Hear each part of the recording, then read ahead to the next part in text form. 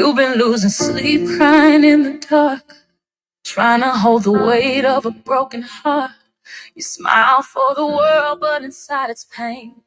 You pray but feel like nothing's changed. You're trying to fix it, trying to stay strong, but some battles ain't yours to fight alone. You've done all you can, now here's the key. Peace starts when you set it free.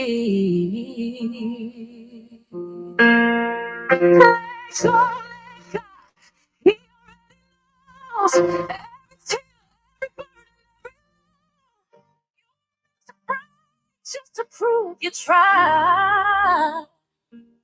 Some storms are only here to fight. It ain't worth your peace, it ain't worth your tears. You don't have to carry what He's willing to clear. Take your hands off, let Him do His part. Let Shut up, go. Mika. Shut up, Mika. Mika talking about, am I being threatened with a good time? Y'all had to stop the song on that one. This is crazy. Okay, let me quit playing. Let me quit playing. Hold on. Sometimes strength is knowing when to surrender. I had to turn it down. It's okay to fall. It's okay to rest. It's okay to say, Lord, I did my best. I don't know why the sound shifted. See, that's what I get. Sometimes your silence gives Him room to provide.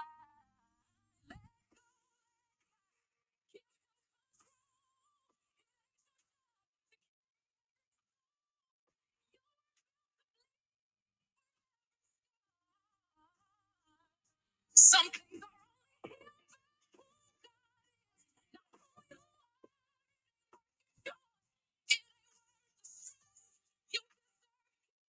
you so lift your My sound is going in and out, y'all. I'm sorry.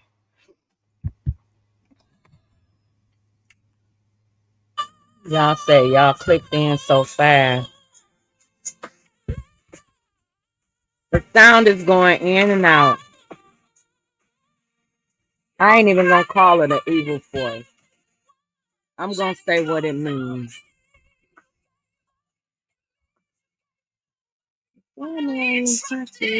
He got you. Now breathe. You know what, I was wanting to come in and talk today because yesterday I was on the phone. I was talking to Bam, right? He never fails. I wanted to go live yesterday. You don't need to carry what's crushing your soul. I was doing so much, y'all. You just need to trust. I had to clean out my pantry. Let go. Your I had to give my dog a bath. But I was talking to Bam during this time.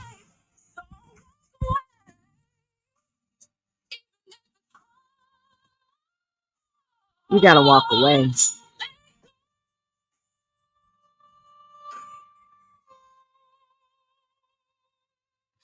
Let God. Shout out to Joy and Blue. I see that they did a live a little bit. I didn't watch all of it. I watched a little bit of the part where Joy came up on Bam's panel, right? I watched a little bit of that. I watched this live might be all over the place, y'all. It might be all over the place because there's so much I want to talk about. But I was talking to Bam yesterday, and I said, oh, I want to go live because I want to talk about some stuff. But I wasn't even in the right mindset of going live because when I tell you, when you finally say, okay, I'm done, it's like the universe just opens up and you start seeing these things and things. This is my experience. Things become more and more clear and things start to revealing themselves. And I was thinking about like apologies and letting go and saying sorry and moving on. Hey, everybody in the chat. I'm not gonna speak to everybody individually because the fact is I don't even have my glasses. So Y'all are pretty much a blur, and I don't feel like going all the way downstairs to get my glasses. Yeah. So, um, I was talking to her, and we were both talking about letting go and talking about like moving on and stuff. And I didn't watch her whole live from last night, but I will go back and watch it. Bam. I was asleep. I literally got finished doing my housework and stuff, and I went to sleep. So I said, before I leave again, because we leave tomorrow, taking the kids to the water park just for the weekend before they start back to school. So I'll be gone 1, 2, 3 days now. Friday, Saturday, Sunday. We come back Sunday evening. So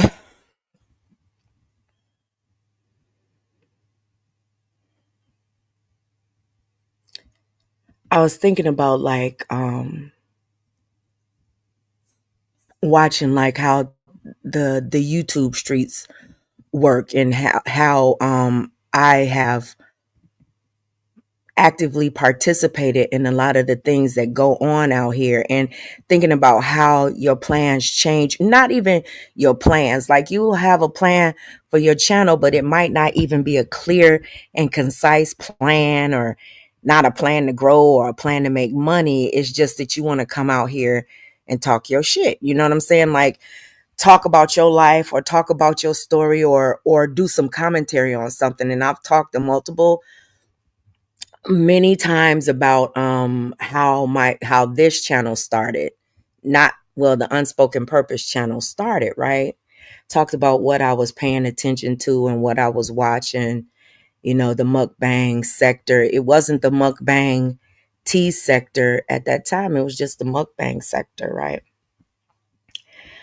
And I thought about like all of the relationships and all of the friendships and all of the people that were rocking together and then aren't rocking together, and then the people that came outside on each other, and all of the relationships, like personal relationships, like that wedges have been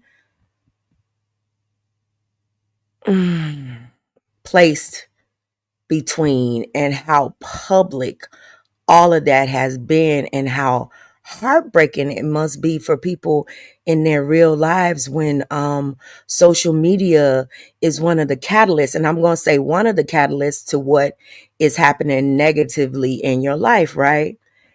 And I promised myself, like, that will never ever be me. I will never allow myself to allow social media to infect, and I'm saying infect, my life, and come into my life and come in between my family. But I realized that if your foundation isn't strong, if you haven't done the work personally in your real life to maintain what it is you have, anything can come in. Anybody can come in and drive a wedge. So it's up to you to do the work. It's up to you to stay on top of what's most important to you, right? Y'all might not understand where this is going, but I'm going someplace with this.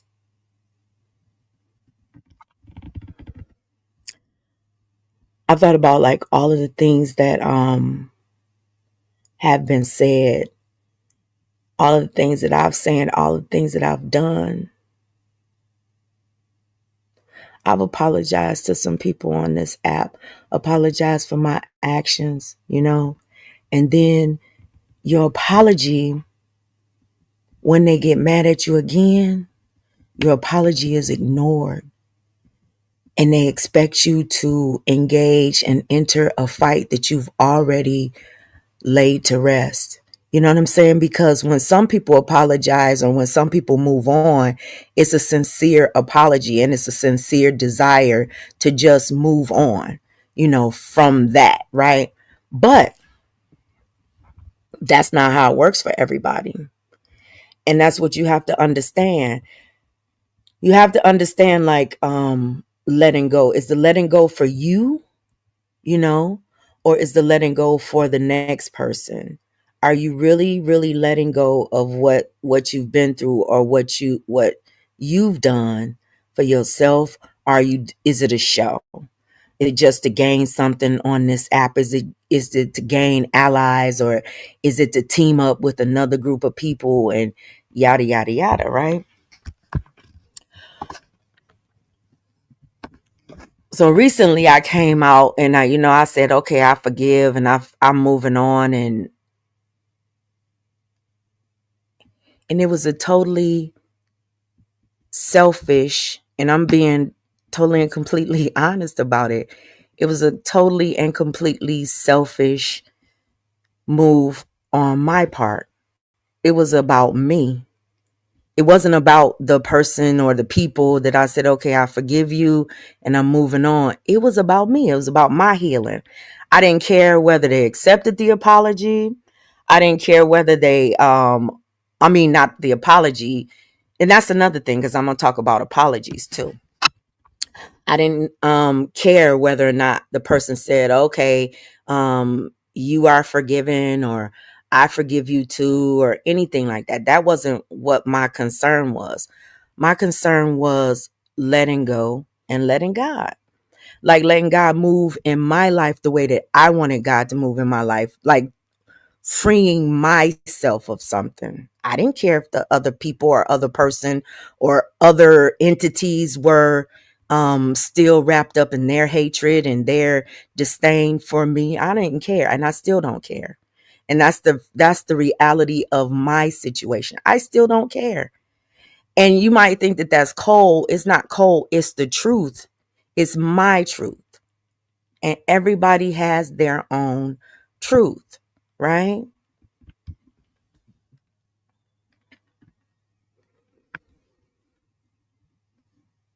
Everybody has their own truth. Some people feel like you owe them an apology, and they want an apology, and for me, nobody's getting it. Mm-mm. That don't have nothing to do with those people, though. That has everything to do with me and the way that my brain works. So let me explain something to y'all. When I feel like I haven't done anything wrong to you, or if I feel like what I did to you was wrong, but I honestly and truly feel that way, I don't feel the need to apologize.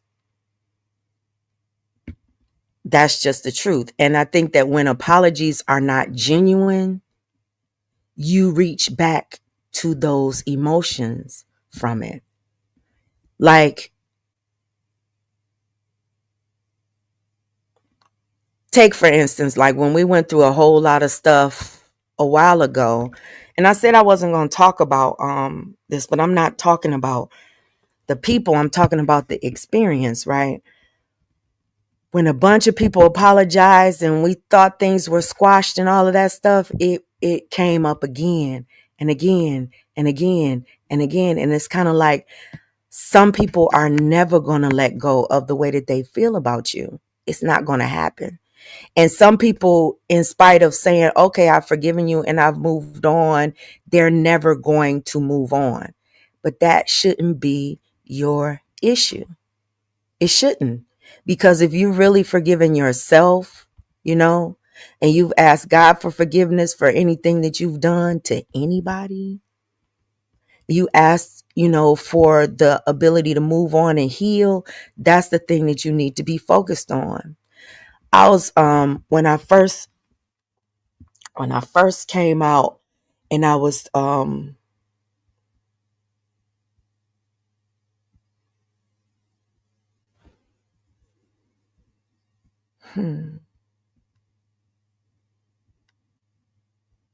when I first came out and I was doing commentary on the Unspoken Purpose channel, I was asking questions, you know, asking questions of people who were going through something, a group of people that I don't know in real life, you know, but I watched and I supported.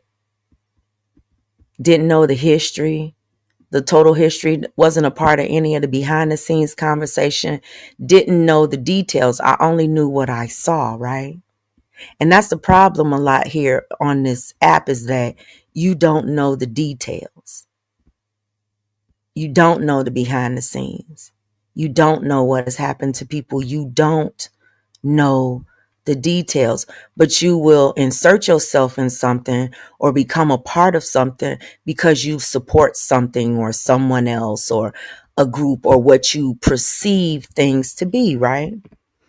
And life is all about perception, all about perception, all about who presents the best argument and what argument you believe, right? Especially if you're not there and you're not a part of it.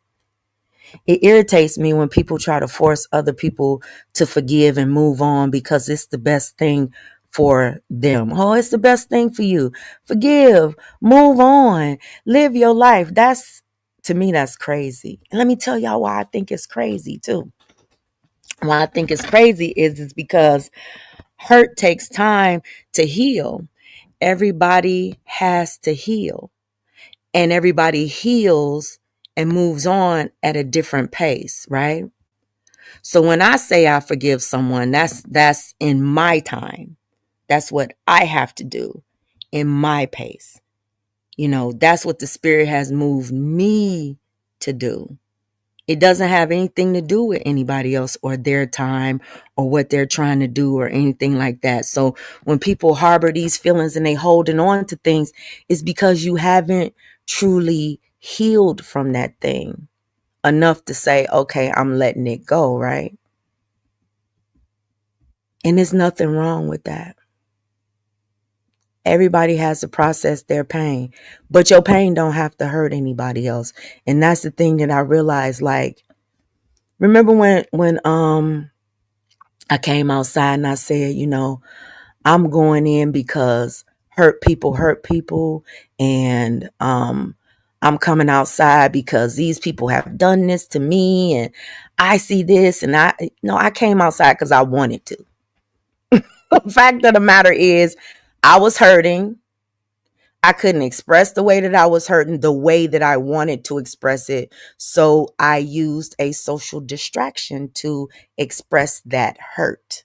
You understand what I'm saying? Real life hurt. And just so happens at the time, it was a bunch of other people that wanted to go back and forth, you know? So I used that time to punch on things and punch on people that had done something to me. It didn't help anything.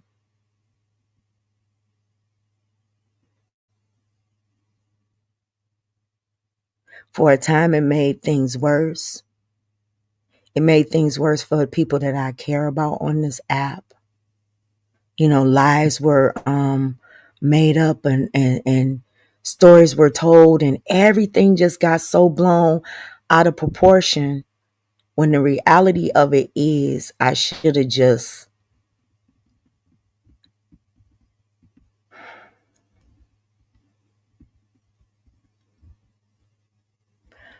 paid attention.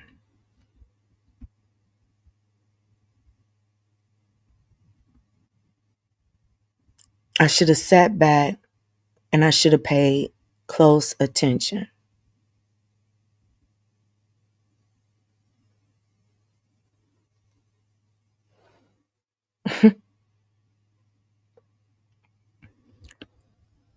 Whew. We getting ready to talk about some stuff.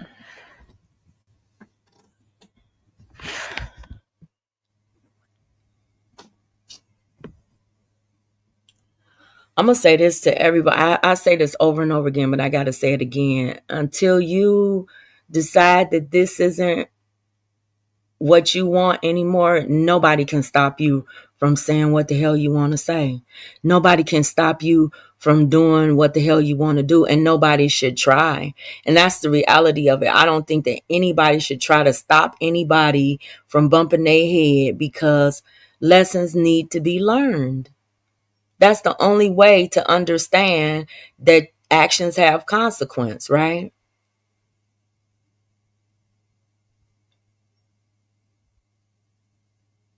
And I bet it's a lot of people out here that think I'm talking about them, and I'm not. I'm not. I'm talking about me. I'm talking about me. Me. And that's the fucked up part of all of this stuff. People feel like you can't even talk about you. Everything you say has to be about some damn body else. And it's not.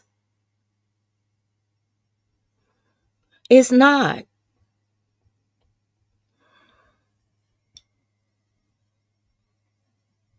People feel like you, if you've had an experience on here and they've moved on from the experience, or why you still got to talk about that, or why you still got to reference that. Why do you have to watch? Why you got to watch? Why you got to listen?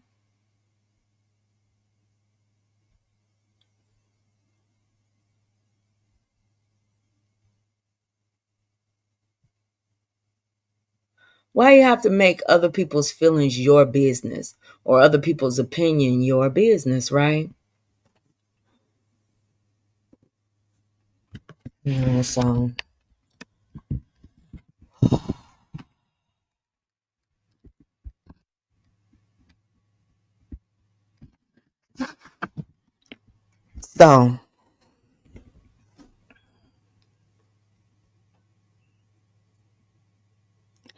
it's a lot of people going through on this app. And not everybody is strong enough or brave enough to allow you to know exactly what they're going through. But the fact of the matter is, it ain't no stranger's business what you going through. And that's the problem that we have as a people, inserting ourselves into strangers' business and strangers' lives. And that's why we can't get our own lives together. And I don't give a damn what people say. I know from my own experience, and I know from watching this app all of these years and watching all of this content, ain't no way in hell that you so invested in somebody else's shit that you have the time to think about your own. Tiara in here. Hey, T. I saw a big capital Tiara with hearts. It's blurry though. Hey, T. Oh,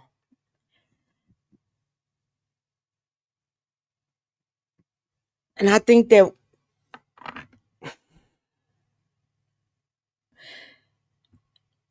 I woke up this morning and I said, Lord, do you want to warn some people about what's to come, about what's happening? And I said, nope.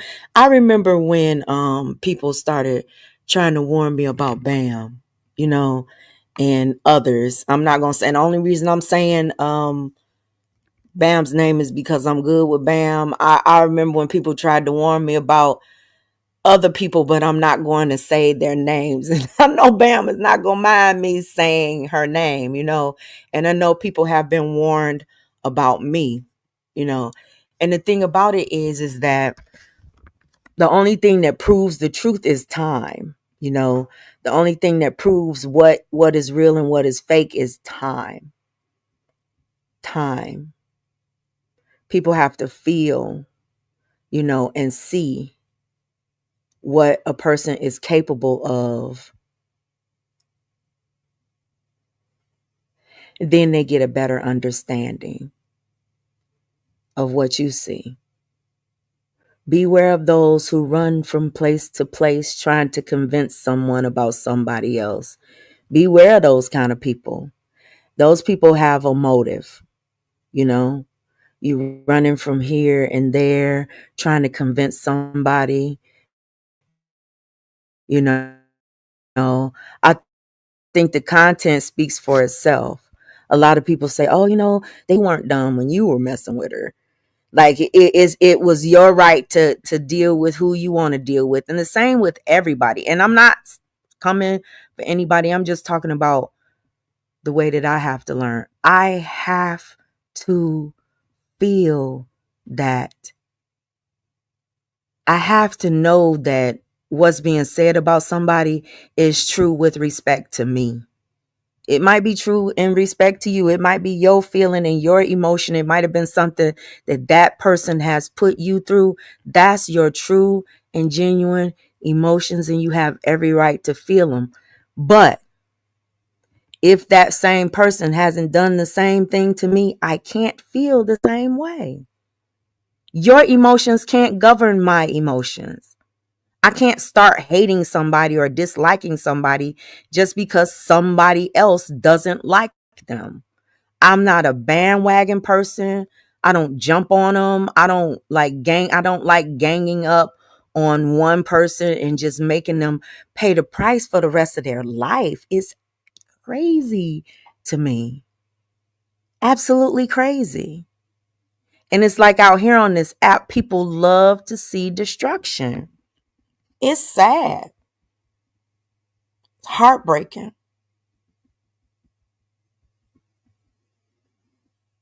Heartbreaking.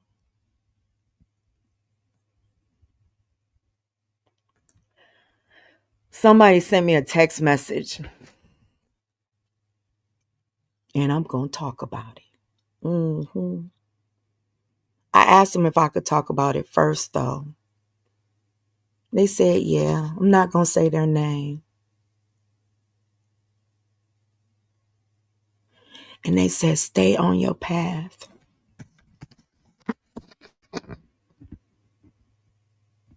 Because you have so much more to offer than you were offering people. You know? Oh, yeah, and I'm going to put my live back up from the other day. The History Channel blocked it in all countries. I was like, damn, I done seen some blocks, but the History Channel don't play. They blocked my shit all over the world. They was like, we ain't playing. So I gotta edit their stuff out. And I sent an email trying to become a part of their because they do licensing. So I haven't received an email back about obtaining licensing agreement to play their content, because the content is so detailed and I really, really want y'all to hear it. So that's a story for another day, right?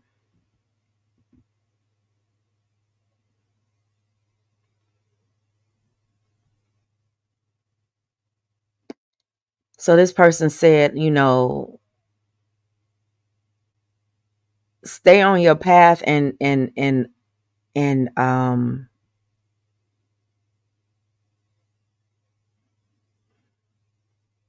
but then they said, are you going to start? Well, a lot of people don't understand about like the whole God and not the Bible thing with me. They think that you can't have one thing without the other. And the thing with me is that I don't have a relationship with the Bible. I don't have a relationship with a book. I'm going to get back onto my topic because this person mentioned, the Bible and, but I believe some parts of the Bible. I believe the good parts. The parts that I basically was taught to eat the meat and spit out the bones. So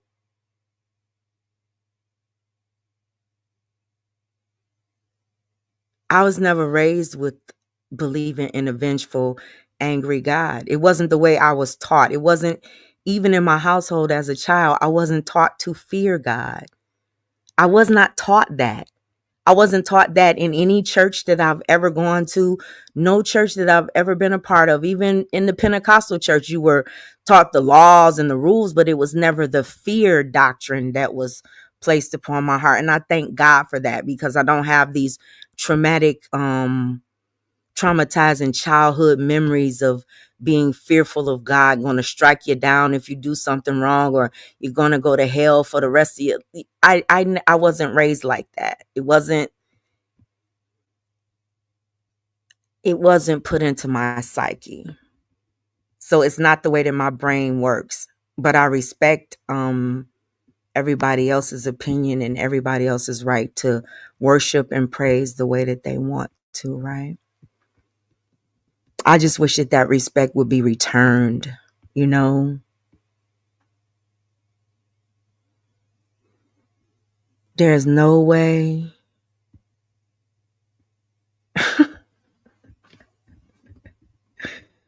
Ooh, it's so much I want to say about it.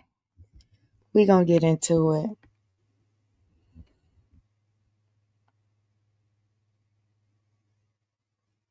Yeah. See, this. Let me grab my glasses. Hold on, y'all. Let me grab my glasses so I can see the chat right quick. Give me a few seconds. Give me a few seconds.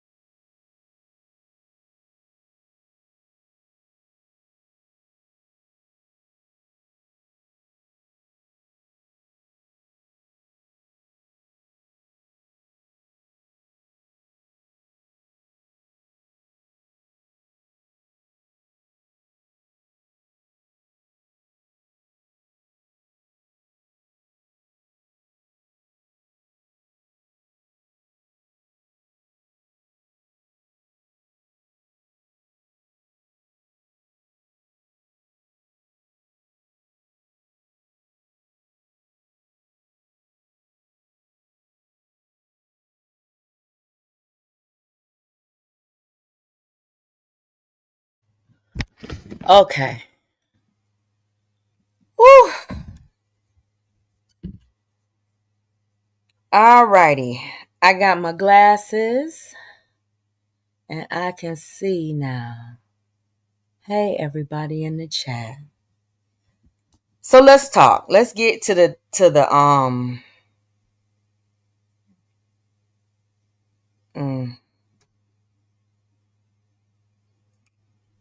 let's get to the meat and the bones of why I'm here today.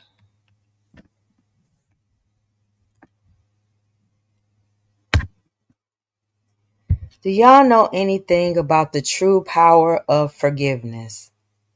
And how forgiveness has nothing to do, your personal forgiveness has nothing to do with the people or the person or the entities that you're forgiving, right? You forgive for yourself and you move on for yourself, and you have to clean your slate. And if people don't believe you, that's not your battle. That's not your battle. You don't forgive to me. I'm speaking on my behalf. I don't forgive to have a relationship with the person or the people that I've moved on from. That's not what my forgiveness is about. I'm not trying to link up. I'm not trying to be friends. I'm not trying to communicate. I'm not trying to do any of that. I'm trying to move on for myself. And I don't wish anything bad on anybody. I've never wished anything bad on anybody.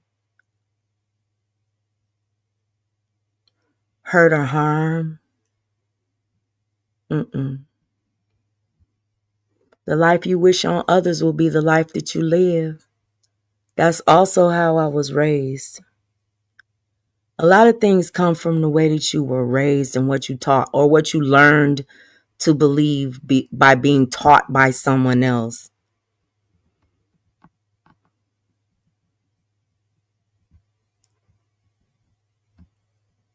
Forgiveness.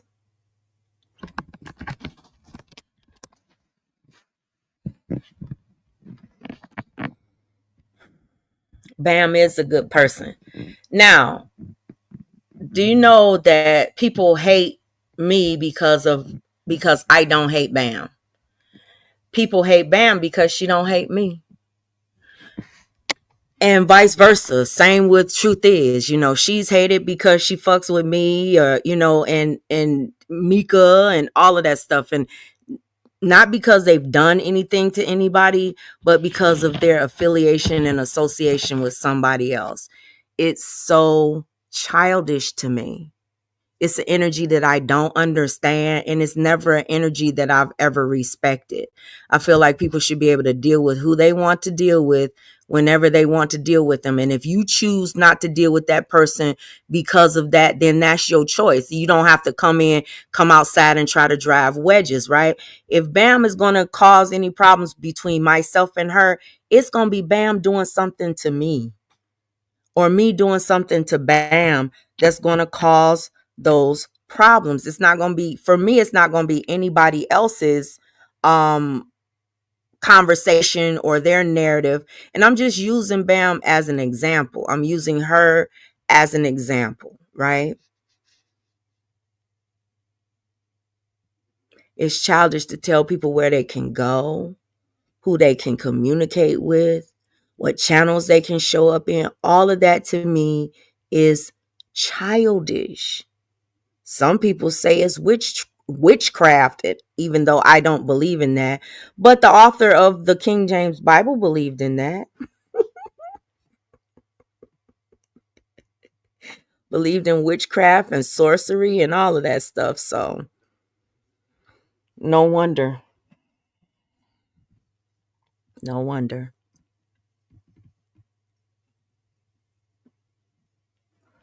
But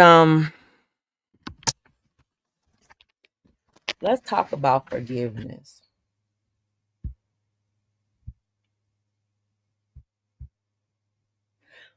Could you forgive somebody? I'm going to ask y'all in this chat.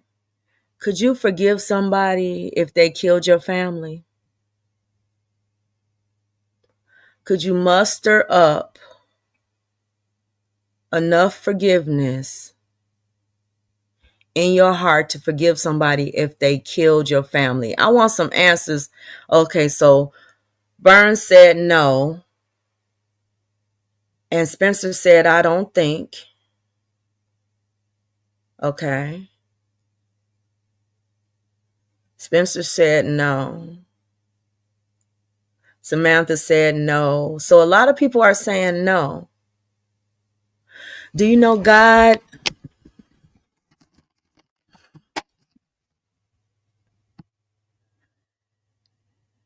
Do you know biblically God asked believers in him, the biblical God, asked them to prove their love for him by killing their own children? The biblical God did that. Show your faith to me by killing your own child. And y'all are saying y'all can't forgive a man if they killed your child. Could you forgive God? Could you forgive God if God said, I smite your child because you were not loyal and you did not believe enough, or you chose your child over me? Are y'all aware of that?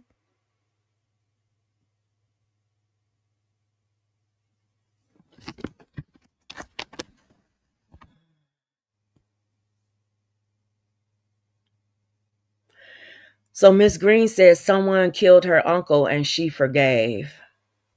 Right? We about to listen to something though, right quick. We are about to listen to something that I listened to before this was shortly after Lawan passed, right? I started thinking about forgiveness and moving on because I had a whole lot of stuff like bottled up in me in my real life about, a couple of children that I had adopted and basically had to rescind adoptions and stuff. And I had some other things going on with people that I trusted and who had basically set out to try to destroy my whole life, my whole being.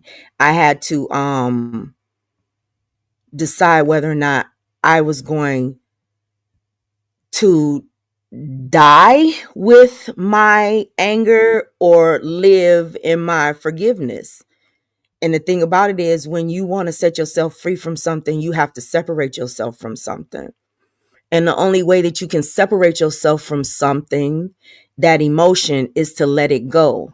And by letting it go, you either have to forgive, because you can't walk away with hatred. You can't walk away with disdain. You can't walk away with that anger in your heart, because when you do that, you're still taking that person or those people with you. You're bringing all of that right along with you. Everything that you have experienced, you're taking it right with you. So it's not really forgiveness. It's just kind of moving away or tucking. It's compartmentalizing. It's tucking things away for a rainy day. And that's what we do right here on social media.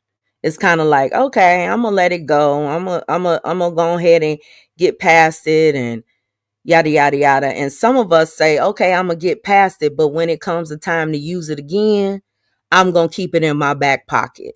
I'm going to say I've moved on. I'm going to say I've forgiven. I'm going to ride with you, and I'm going to do this because this is the point where I need you. I need you in my commentary. I need you in my life. So I'm going to weaponize you right along with everybody else against this person or that person or this person, right? And I myself have been there, been participating in all of that shit. You know what I'm saying?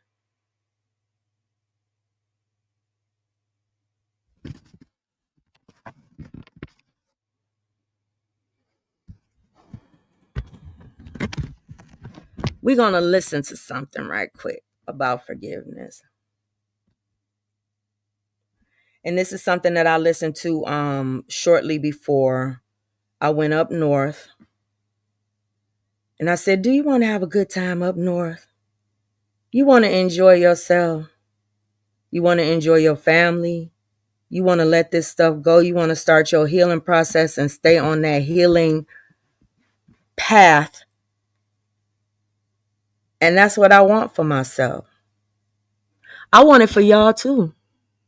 But you can't want something for somebody else and then they get it. They have to want it for themselves. I wish it for Bam. I wish that Bam could walk away from every ugly thing that's being said about her, because I know that she could heal. And I know that trauma actually becomes familiar, and it becomes a comfortable place for you. Not a healthy place, but a comfortable place. You know, I see people moving on. I ain't gonna say their name, but they are definitely and truly moving on. I want y'all to listen to this.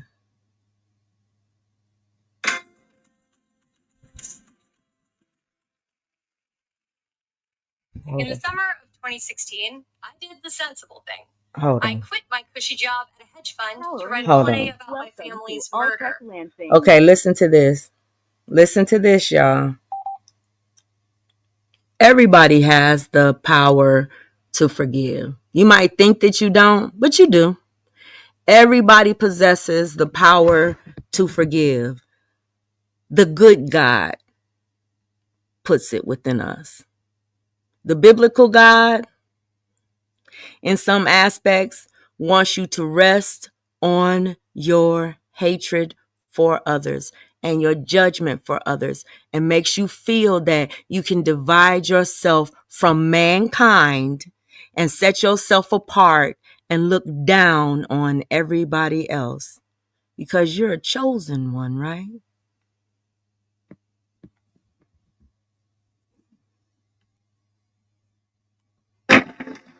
In the summer of 2016, I did the sensible thing. I quit my cushy job at a hedge fund to write a play about my family's murder. I told my friends and family that this was about art, but in truth, I was on a spiritual vision quest. I was seeking closure to a relationship with someone that I barely knew, the kid who killed my mother and brother. He was my friend's younger brother, a kid from our neighborhood. He came over a handful of times to raid our family snack cabinet. My mom actually used to wave to him from the van and say, "He's going through a hard time. I just want to make sure he knows that I see him." He broke into our house a couple of days before Christmas, looking for some stuff to sell for cash. When he came across my brother Jim asleep on the couch, he panicked, shot him, and fled the scene. Then he realized he forgot his coat. Now listen to this. This was their family friend, family acquaintance. He comes in to rob the house and kills the brother, the friend that supported him when he was down and out, supported him, had his back when nobody else had his back, and he murdered him. No good deed goes unpunished. By the time he came back, my mom had found Jim. Because he knew that she recognized him, and to quote him, because she wouldn't stop screaming, he shot and killed her too. He is currently serving back-to-back life sentences in a prison in southwestern Virginia. Over the course of the next 7 years, I somehow managed not to hate him, but my grief and trauma did something a little bit weirder. Listen. He became a non-person to me. He wasn't a person, he was the face of all evil. He was the twister that came through and ripped up our house and threw it in some hellish version of Oz. But not a 17-year-old boy. Or, I realize now, a 24-year-old man. A man who came of age in a cell, if he came of age at all. And as I sat down to write the villain of my play and my life, I realized I had a name, some fractured childhood memories, a brief court document, and nothing else to go on. So I went to the source of all answers. Now she went to Google. Now let me give y'all, I'm about to, y'all, I said, do I want to do this live? Do I want to tell people how my brain works? How trauma works on your brain and how pain and grief can keep you in darkness for so long that it can damn near kill you.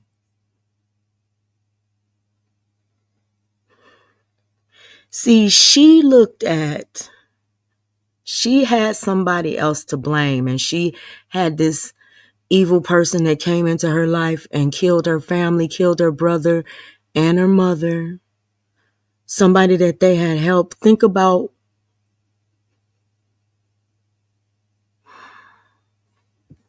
and I know people like Jamila have gone through that person that takes your life and turns it upside down, tears it apart, changes it for eternity, right? For your eternity. And you have somebody to blame. I struggled like that. I struggled like that with my own nephew when he took his life.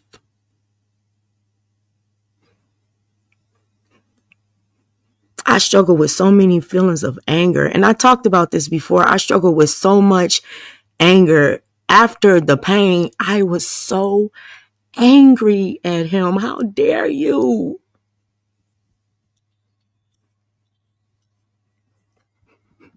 How dare you change us? Can y'all understand where I'm coming from? Like, how dare you change us? Not even giving a F at that time about what he was going through emotionally, psychologically, physically, nothing. It was all selfish anger towards somebody that I loved with my entire soul.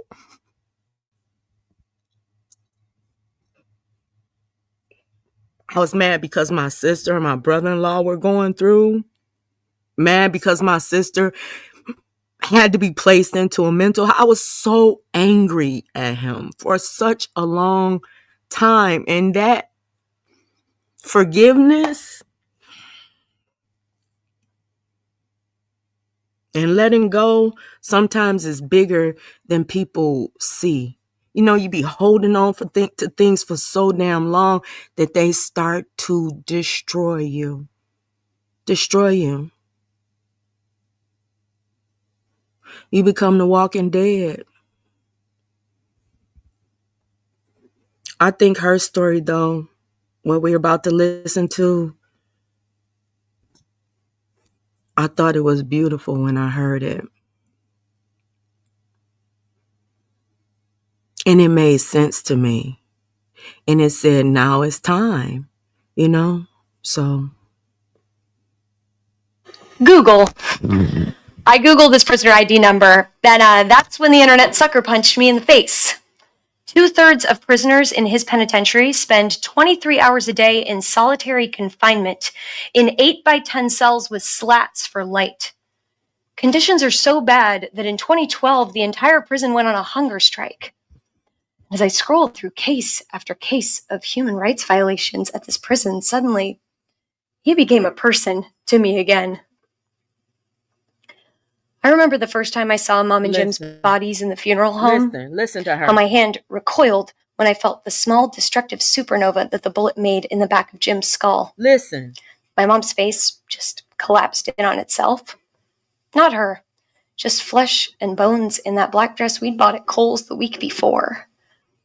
Those are my most painful memories. But when I pictured him, beaten, starving, crying out in a dark cell, yeah, that was somehow just as painful. And I realized it was because we were still connected. That steel tether of trauma that he hooked into my side when he killed them was still there. Listen to this shit is so powerful. It's powerful because she's owning her pain. Like publicly.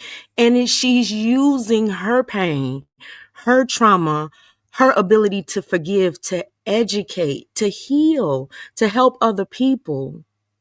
Who out of us, who amongst us, let's use some biblical words, who amongst us would say good? That's what that motherfucker get. He killed my family, took their lives. I would have been one of the people that would have been like, good. I'm glad. I'm glad he's suffering. I'm glad he's going through what he did to my family. He deserves everything that he's going through. But listen to how she explains it. And it makes absolute sense. It makes so much sense. When I heard it, I was like, oh my God, I've been doing this shit to myself. Ain't nobody been doing shit to me. I've been doing this shit to myself. Listen.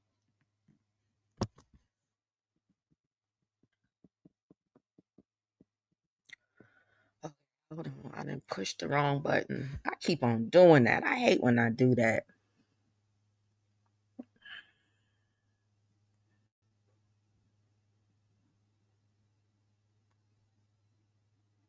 Still there, and I had been lurching against its pull and dragging him through the mud for the past 7 years, whether I knew it or not.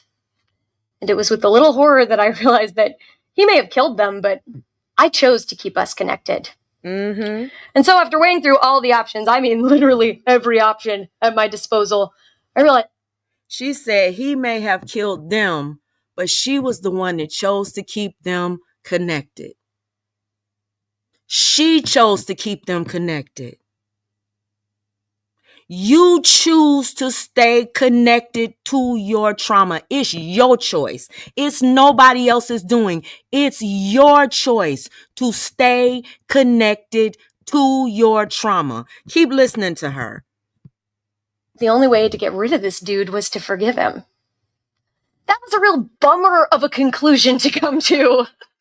Because the truth was, I thought that I already had forgiven him. I told my friends I forgave him. I told my family I forgave him. I even said, I forgive you in the national news. So if saying you forgive someone is not the same thing as doing it, why was this guy still hooked into my side, dragging me around, making me do dumb things like quit my job to write a play? Turns out there is no fake it till you make it in forgiveness, even though that's exactly. And that's the other thing. Trauma will make you do self-deprivating things.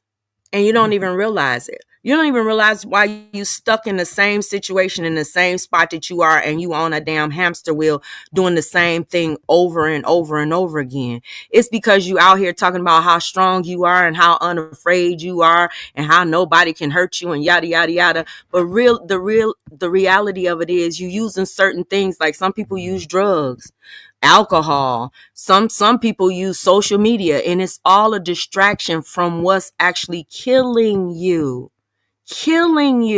And that's what you have to face. That's what you have to face. What society expects us to do. So how do you forgive effectively once and for all? That question started another Google rabbit hole, and then the theological rabbit hole, and then the psychiatric journal and medical journal rabbit hole, until finally my poor husband came home to a frantic wife, feral, just pacing the apartment, spewing statistics about forgiveness like, did you know that there are 62 passages in the Bible with the word forgive, and 27 with the word forgiveness, and not a single one tells you how to do it? Do you hear her? She tried the mental health route, the religious route, every route that you could find, everything that you could do to try to heal herself.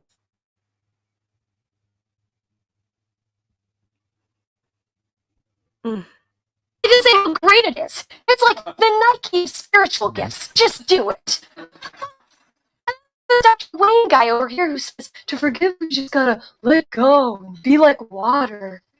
What does that mean? Husband approached me very cautiously. Sweetie, what you doing? Trying to forgive the kid who killed my family, but nobody will tell me how. Oh, there are endless 5-star historical Yelp reviews for forgiveness. Sales pitch is fantastic, but literally, what I do? I think I was asking the wrong question, starting with how, when really what I needed to know was why. Why? Why do it? And that's when I discovered that most of us are forgiving for the wrong reasons. Listen. Some victims, like me, try to forgive right away because it's the right thing to do. But if we're honest with ourselves, there's only 3 reasons a victim forgives automatically. 1, you think that forgiving quickly will make you a good person. That's an easy mistake to make, right? If forgiveness is good, a good person should forgive right away.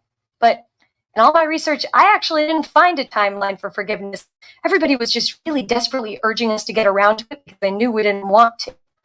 Even Jesus, when he talks about turning the other cheek, isn't talking about forgiveness. Sure He's is. talking about nonviolence. There has to be a middle ground between letting someone off the hook right away and going full on eye for an eye on them. 2, victims feel a lot of pressure to forgive from everyone else. It can come from your friends, from your family, from the media, from mixed up religious messaging. But the truth is, everyone wants you to forgive quickly so that they can feel more comfortable and they can move on. That's a crappy reason to do. And that's so true, because people think like, oh, if you let it go, if you forgive and you move on, you'll feel better. No, you'll feel better because you won't have to witness my anger or my wrath or what I have to say about how I feel makes you uncomfortable. You want me to forgive because you want peace on this earth. Well, what if peace on this earth right now, or peace in my earth, my area isn't what I want right now? And that's the thing about when people try to force you to move on from something. Oh my God, I used to recoil when people would come in my chat and they would say, oh, you please stop this and don't do this and don't do that. But they wouldn't be in other people's chat and the other people would be doing worse shit than me. And they would be in my chat telling me, oh, stop, don't do this, don't do that. You know, you're wrong for doing this, but the people that you support, you won't be saying the same thing to them, right? It used to piss me off. But now I look at it as like, I'm not supposed to be that person. That's not who the Most High designed me to be. That's not who I ever want to be again. And if that's my reality, that's what I should be pursuing, right? I shouldn't allow other energies to pull me to a certain point. It's my responsibility, you know? You said you still have not forgiven your own father for passing away. Girl,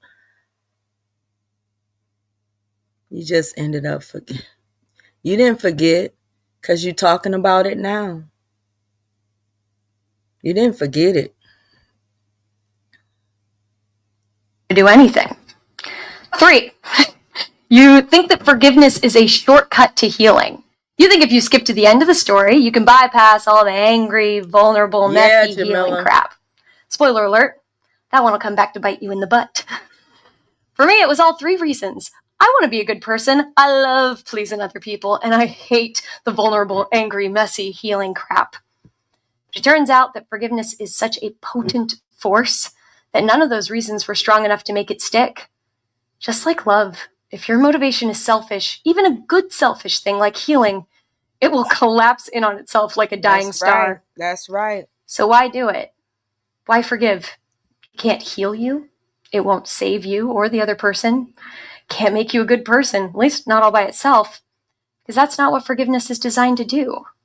Forgiveness is designed to set you free. You listening? When you say I forgive you, what you're really saying is, I know what you did. It's not okay. Are y'all listening? But I recognize that you are more than that. I don't want to hold us captive to this thing anymore. I can heal myself, and I don't need anything from you. And after you say that, and you mean it, and it's just you. No chains, no prisoners, just the good, the bad, and the ugly of whoever that person was from the start. Our culture thinks that vengeance is freedom, but it is a total prison. Yep. Any act of violence, whether it's emotional or physical, is this weird, twisted form of intimacy. That's why the Greeks said that a death by a good man was a good death. Think about it. Every time somebody thinks about my mom and my brother, they think about the fact that they're not here. And then they think about the kid who did this. That one act of violence actually bound the 3 of them together in people's minds for eternity. When we choose vengeance, we're actually signing a blood oath to chain our story to our enemies for the rest of time. Are y'all listening? Forgiveness is the only real path to freedom. As long as you focus on all of the things that you was focused on, you still tying yourself to your enemy. You're still tying, and she didn't say your enemy is tying themselves to you, because you have to pay attention and focus on what your enemy is doing and saying. That's you seeking it out and tying your soul to that person's soul. If you saying that something is dark and something is evil, why do you pursue it and tie yourself to it? That's the thing that's so powerful about everything that she's saying. And there's so many people that talk about forgiveness in so many different ways. But this story right here just touched me because it touches on so many different levels. The pain and the trauma of death, the pain and the trauma of murder, or even suicide, or somebody being taken away from you. And then it's so much to this. But when I tell you, she is not lying. When you say no matter what somebody else says or does, it doesn't have anything to do with me. Even if it's about me, it don't have nothing to do with me.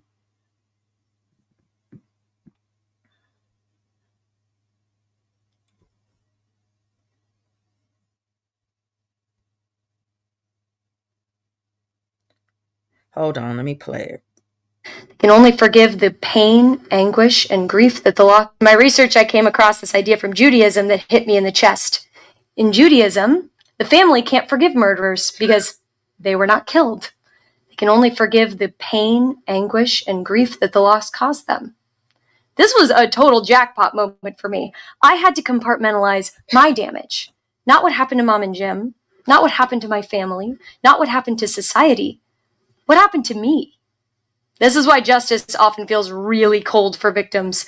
It's justice's job to assess what is owed. And it is the criminal justice system's job to assess what is owed to society, not to victims. See, the thing about it is, Jamila can identify anybody that has been through the criminal justice system with a child who has been, unfortunately, Rudy, this is on TED Talks. I'll share that on my community wall later, and then I'll have Bam share it out too, or anybody can share it out on their community wall, because this is such a powerful message. And they actually have a whole series on TED Talks about forgiveness. If y'all have not subscribed to TED Talks, I don't know where to hit. Well, it's actually TEDx Talks. But if y'all have not subscribed to them, subscribe to them, because they have so many wonderful, powerful speeches and stuff, and people who've actually been through something coming on that channel and talking about it. And most of the videos are not long at all. I think this video is like only 16 minutes long. So It is up to us to get really clear individually on what we are owed. You can't forgive your father for beating your mother. right. You can only forgive him for how sad, alienated, and angry that made you feel. I couldn't forgive him for killing Mom and Jim. I'm still here. I had to assess my damages. The wedding that I had without the two of them, the parts of me that my husband and kids will never get to understand without knowing the two of them. The way my life was supposed to start at 22, and he broke it. My inherent sense of safety and belonging, which I gotta be honest, I don't think are coming back. See, she's documenting what was taken from her, not what was taken from her loved ones. She's working on her forgiveness in a personal level, because she can't speak for her brother. She can't speak for her mother. And a lot of people think that, oh yeah, I can speak for this person because I love them. No, you can speak for how you feel about what happened. You can't forgive, like she said, she can't forgive the murderer for murdering her mother and her brother. She can't forgive that, because that's not her place to forgive. She wasn't the one that was murdered. She can only forgive for the ways that those actions that person took made her feel, and what it did to her life. When you think about it on that aspect, it's so powerful. So powerful. Those are my damages. Most of us avoid forgiveness like the plague because we do not want to look at our wounds. Wounds are scary, they are nasty, they are icky. It is why most of us look away when we donate blood. It is way easier to take all of that emotion and channel it into rage at another person. And I gotta be honest with you, I say, do it. Yeah. Thought this would be about forgiveness, huh? It's an important part of the process. Exactly. Anger is important. It is the fire that cauterizes our wounds and lets them scar over and heal. Too much anger and... Exactly. Everything has a process. You're not wrong for going through your process or feeling your anger when you want to feel your anger, especially when you believe it's justified.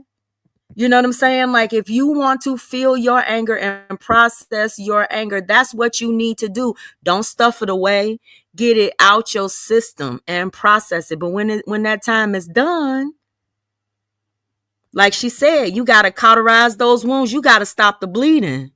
You got to stop the bleeding, or baby, you going to bleed to death. Yeah, you'll get third-degree burns. Without a little bit of heat, you'll never scar over, and you'll never know exactly what happened to you. And if you don't know what happened to you, you can't know what you're forgiving.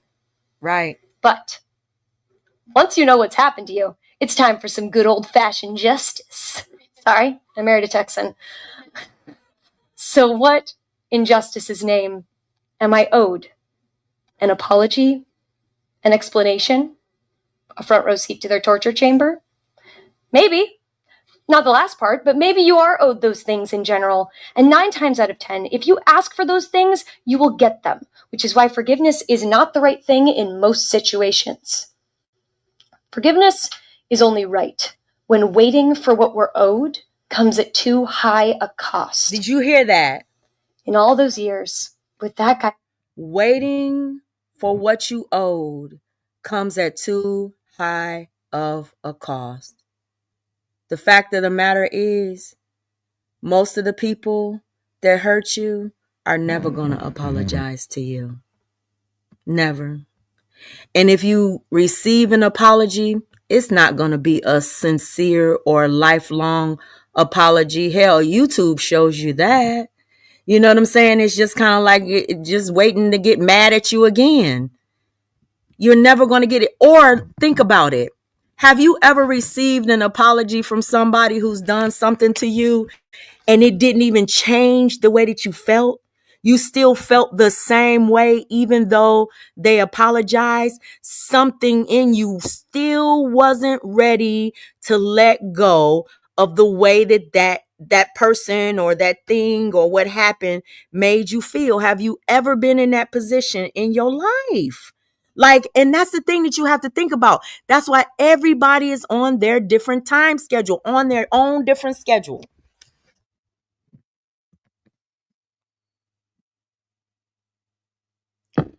Oh, hold on, y'all. I did that again. I can't even believe I did that again. I chained to my side. I got a lot done. I went to grad school. I married a wonderful man. Hey, Shirley. I started a career that I honestly really love. But I did it all a little more slowly. And I wasn't just dragging him along, I was dragging my mother and brother in the process, twisting the three of them up together in those chains. Pretty soon, that little posse started to crowd me out of my own body and my own experience. And one day, losing myself in order to punish him and keep the two of them alive felt like too high a cost to bear. Listen. It was there, in that crossroads, when I knew what had happened to me. I knew what I was owed. And I decided that choosing myself was more important than being right. That's when I was ready to forgive. Did you hear that? Did you hear that?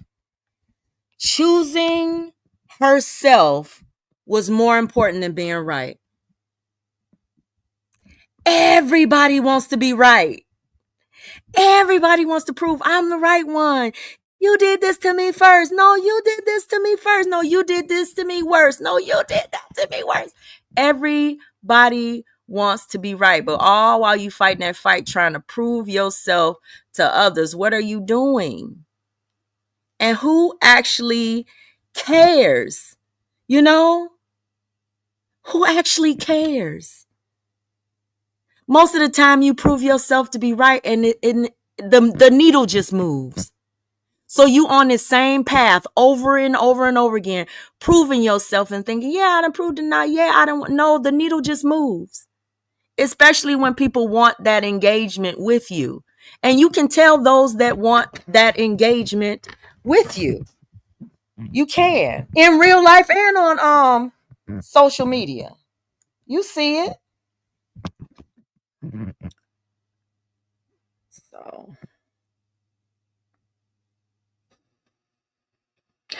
So I stepped away from Google, and I didn't ask any more questions, and I wrote him a letter. I tore unused pages out of my mom's journals, actually, and I wrote. I told him that what happened on December 19th, 2008 was not okay and would probably never be okay for either of us. But just because it wasn't okay, that didn't mean he owed me anything. Not an apology. Exactly. Not an explanation. Exactly. Not his role as my villain. I told him that I hated to be reduced to one thing that happened to me one day. Ooh. I yearned to be more, to be whole. And I didn't think that I could do that if I looked at another person and reduced him to one thing he did one day and made evil the sum of his parts. I told him that I wished him a lifetime full of healing and that I forgave him. And then, without thinking, I plopped that letter into a mailbox on the corner of Flatbush Avenue and Church. For the first 10 steps, there was this lightness of being. And then that lightness started to feel like the lurch in your stomach when you hit a spiritual tripwire. My chest unwound, it burst, and suddenly I was alone with myself. Ooh. I mean, really. Girl, she about to giving make me birth cry. to a stranger, saying hello to a girl that I hadn't spoken to in 7 years. In years. When you get yourself back, when you say, I'm done, I'm done. I'm done. You meet yourself again. You reintroduce yourself to the you that you were always intended to be. You find that light again. And with every passing day, a little bit more of it comes inside of you. It gets brighter and brighter. And it's such a good feeling. You find yourself crying happy tears instead of sad ones.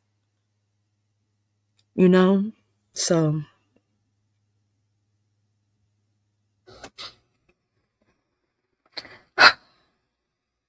Sometimes I miss him. Not him, the monster that I created. Things were a lot harsher in black and white, but they were a lot simpler when I had a villain to fight. And more familiar. As long as he was around, Mom and Jim were never that far away. They were characters just off stage, waiting in the wings, the rest of us on stage talking about them.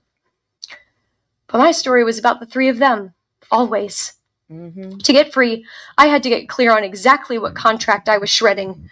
But once I did that, I found myself alone, center stage, in the spotlight, with endless possibilities. Real forgiveness has to let go of all expectations. You can't expect a certain outcome. You can't expect them to reply. You can't even expect to know who you're going to be on the other side of it. Forgiveness is really tricky. It is one of those tools that is only properly wielded when we have healed just enough that we have nothing left to lose. If you're still hemorrhaging in pain, it is too soon to forgive. right. If you can't roll up your sleeve and show me your scars and tell me exactly what happened to you, it's still too soon to forgive. Did you hear that? You got to forgive at the right time. Not just because somebody tells you to. You have to still process that pain. You have to. But in processing your own pain doesn't mean that you have to tear other people down with it. Doesn't mean that you have to try to destroy somebody else.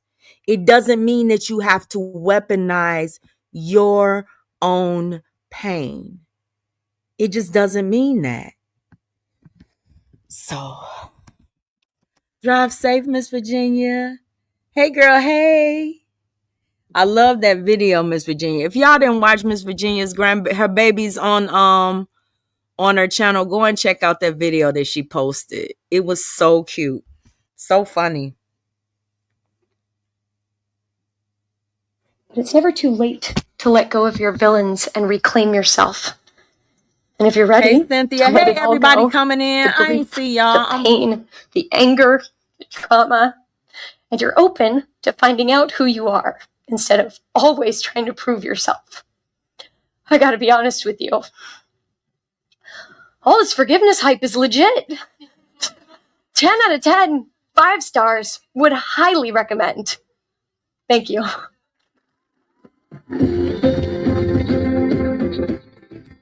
I wanted to play that for y'all. I'm gonna share it out on my community wall now. Anybody who has a community wall, please share this this video out about forgiveness. Y'all subscribe to TEDx and try to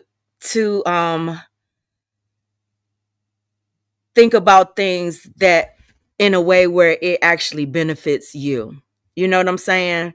And if you want to really and truly walk away from something and you feel that in your heart and soul, that's where your head is, that's where your heart is, then that's the time.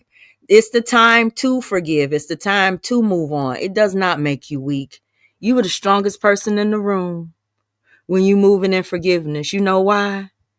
Because every sling, every arrow, every gunshot, every bat that's thrown, everything that's thrown at you is going to bounce off. One, you're not going to be paying attention to it. You don't even want it in your psyche. You want to focus on everything that's good in your life, you know? And it is a selfish move. And somebody said in the chat, she took her power back. That's exactly what she did. That's exactly what she did. Because you have to feed everything, including fire. You got to feed it. Fire needs air, to grow. So you got to feed everything in your life. So when you say, oh no, it's this person's fault, and no, it's not. It's not. It's not anybody else's fault that you moving in a certain way, in a self-deprivating way, or hurting other people. Is not anybody else's fault that is happening. It's you that are participating in it, And the moment that you let go of stuff like that, and the time of healing comes to you, rather. But that's pretty much what I wanted to say. I know I went all over the mall. I went all around the world with this live, but I'm gonna share this video out on my community wall right now, and I want y'all to watch it. I want y'all to focus on things, and I'm talking to it's certain people that I'm talking to, certain people that I know I've talked to personally, and they want to move on from certain things, but it just seems like situations keep calling them back. And I really think it's because they're paying attention to those voices that are screaming the call, So, yeah, healing is hard. It's one of the hardest things to do. When we went up north this last time, I had, we sat and talked as a family and stuff, right? We talked about how we started talking about how we all felt, how my nephew made us feel by doing what he did, and pretty much how a lot of our feelings were selfish about him, like the things that we miss about it, and like the things that he took away. And I imagine, like, with my girlfriend Patty and her daughter being taken away by her baby daddy, so we didn't found out that he was the one that took her life. I think about Jamila. I think about everybody who suffered losses at the hands of somebody else, and then I still think we suffered a loss at the hands of my nephew. I even think about Lawan and him, driving that car and being distracted by social media. And that's another way that social media killed. You know what I'm saying? Like, you're distracted by text messages and what's going on Instagram and all of that stuff, and you're driving a vehicle, and then you left a child behind. A grieving fiance and a baby on the way. So it's kind of like you just think about all of the things that if you weren't,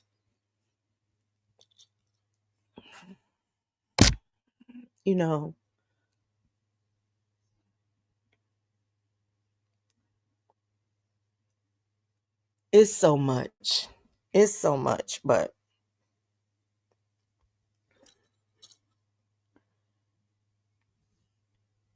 thank you, Samantha. And I'm keeping my power. I'm keeping my power.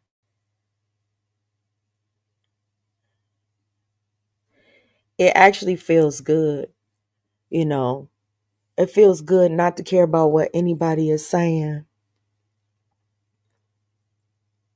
but you still care about the people that are still going through and still struggling. So, but anywho, he said, calm down.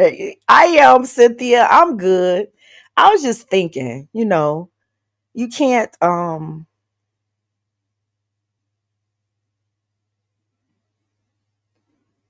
you just love, you miss the people that you love, and you realize how what's important and what's not. So, who said that? So let me say this.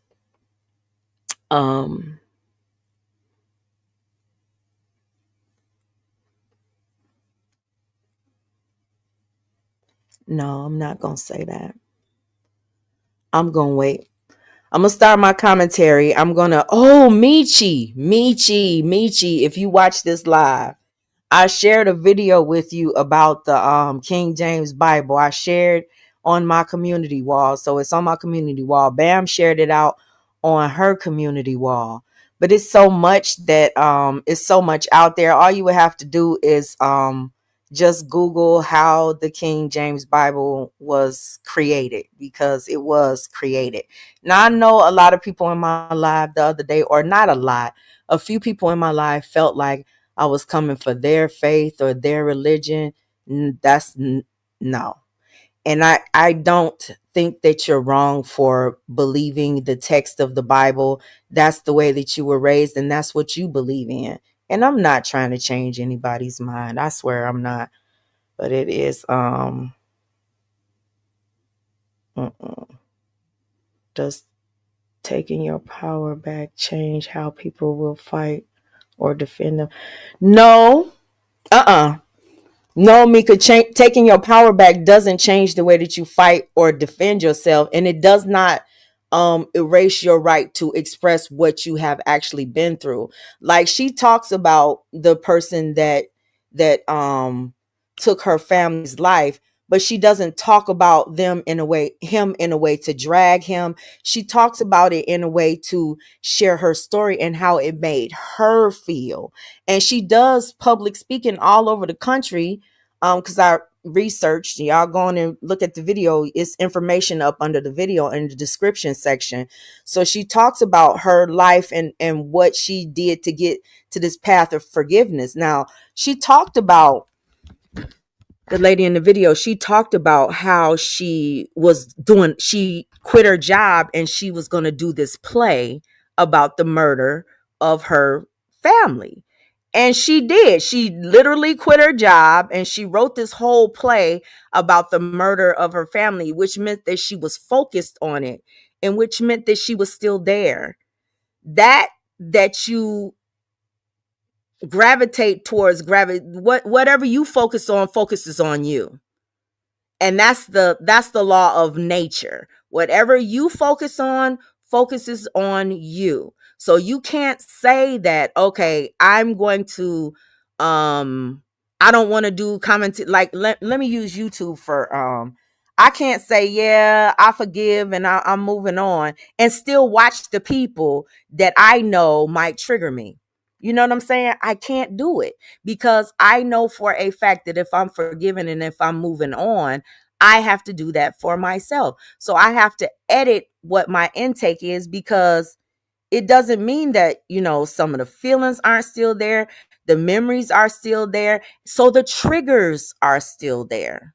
They're still there. And you have to separate yourself from those things.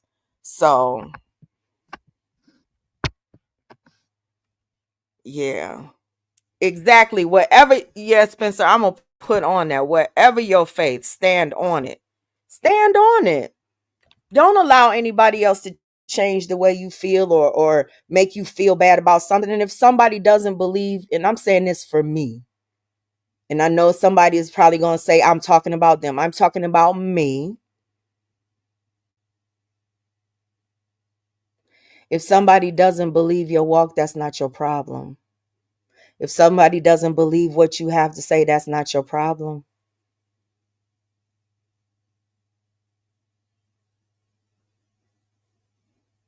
If it's real, it's real. In closing, I'm going to say I've never had a relationship with a book.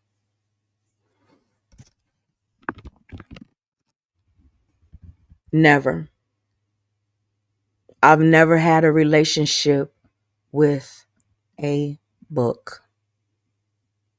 A book has never instilled faith in me. I've always had a relationship with God from the very beginning.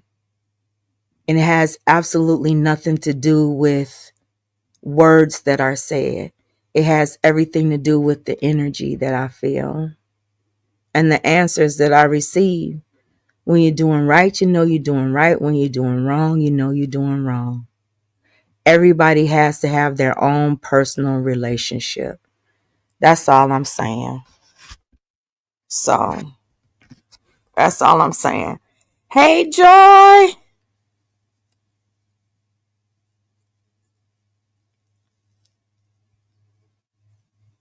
So,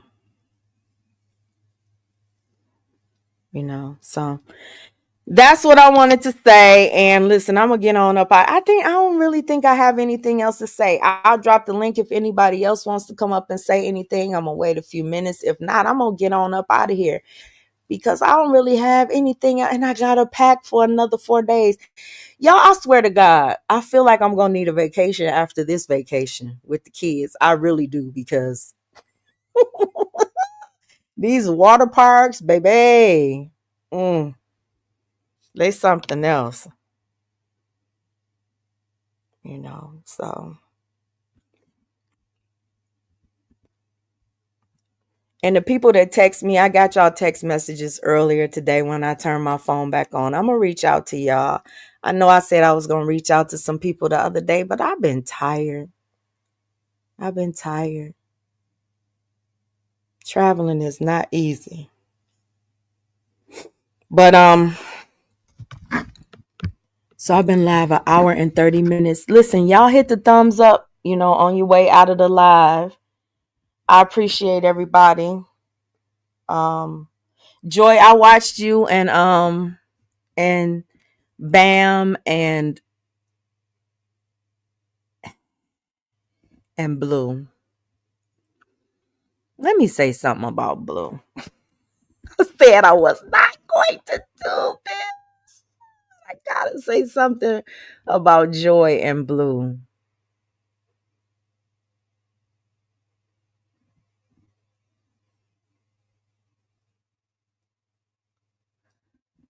Okay, am I gonna say it? No.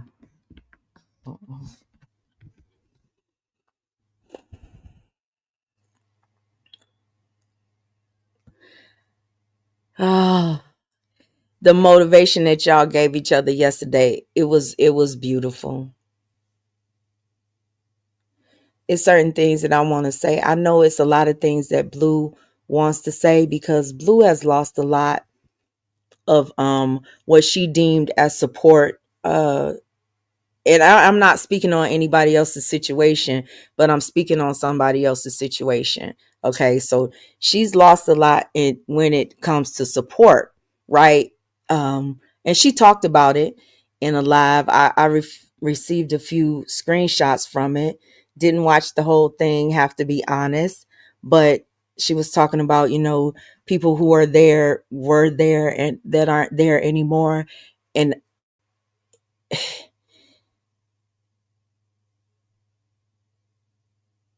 it's nothing but God just cleaning your life up. And to me, preparing you for what is for you. What's for you is for you. And there's going to be nothing and no one that can take that away from you. And that's what we have to understand. What's for you is for you. You say you have to go back. Hey, Lisa. Spencer, I'm trying, baby. But Lisa did a good live too. She talked about, somebody put Lisa's link in my chat. Well, one of my moderators, please put her link in my chat. Bam sent me a video that Lisa did. Y'all have to watch her. You don't have to. I'm not forcing anybody. But y'all got to listen to some of the things that she is powerful and prolific herself. Like, find the positivity around you, especially in people that support you or that that you can support. I'm going to start sharing out some of the places that I go and some of the things that I watch on my community wall so y'all can kind of see. Yeah, that is what God is doing. God is pruning and cleaning and getting rid of certain things, getting rid of certain energies. And some people are still going to be down that path or go down that path. And some people are going to be on that path designed as something else or trying to make it look like something else, but it's still going to be the same hatred and vitriol that they might have had inside of them. And that's their right to do. I'm just gonna keep it real, because when I was there, bitch, I ain't want nobody else telling me that I shouldn't be there. You understand what I'm saying? So I ain't knocking nobody anymore. I ain't got nothing to say about that stuff. All I'm saying is that's not something that I want to participate in. Yeah. You said that's, yeah, Lisa is she has a good heart. You can tell. You can tell. And she don't be in no mess. She doesn't be in her no mess. She doesn't insert herself in any mess or anything like that. You know? So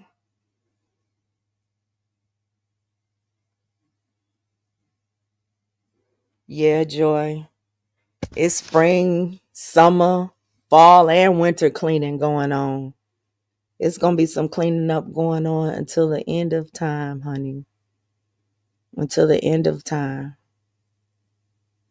Just know with certain people, Joy, Bam, myself, others, and we ain't even gonna go into no long detail. No matter what you do, other people are gonna try to make it about them. You know what I'm saying? Or they're going to try to make it seem like you're trying to take shots or something, as opposed to that you have the right to still tell your own story. You have a right to tell your own story. Like eventually I'm going to put together, and this is something that I want y'all to understand. I'm going to put together, me and my daughters have talked about it. All of the things that have happened and all of the things that we had to suffer through because of my behavior and because of my actions right here on social media. So that's going to be a long, like little documentary style video. That's why I'm trying to get my editing skills. Y'all see, I'm trying to drop more videos and stuff. I'm trying to, brush up on my little editing skills. For what y'all don't know, I'm very, very good at putting videos and concepts and stuff together. Okay. So I know that I'll be able to put this timeline together as to what happened. And I don't want anybody to feel a certain way about it, but it still is my story to tell, and my story to like the lady that just expressed her part of what happened. It's still your story and your experience, and you have a right to tell it. It's just a way to do everything. Just a way to do everything. So, yeah. You said that's the problem. What's the problem, Burn? You're welcome, Lisa. What's the problem, Burn, before I get up off of here?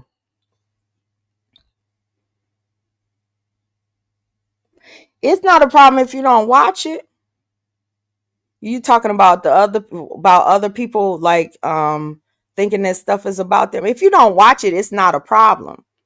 I'm really talking to Bam. I really just want Bam so much to be free from what it is, but I just know that certain people really, really love that. And the time should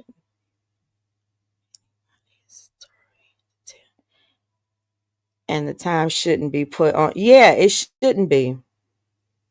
People saying if people take it as it's about them. Yeah, people do take it as if it's about them. Because it has something to do with you doesn't make it about you. It's that individual's experience. It's that individual's experience, and they have a right to tell their story. My